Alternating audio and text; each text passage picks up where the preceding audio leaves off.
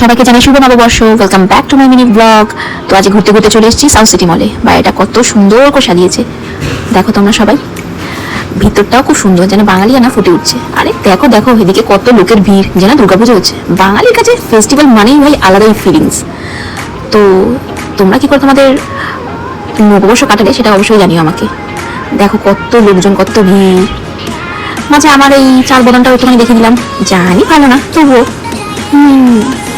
দেখো কত সুন্দর করে ফুল দিয়ে সাজিয়েছে আইফেল টাওয়ার। বরাবর সাউথ সিটি আমার খুব প্রিয়। তো এবার তো হলো চলো একটু পেট পুজো করা যাক। কি খাবো চলো ফুচকাই খাওয়া যাক।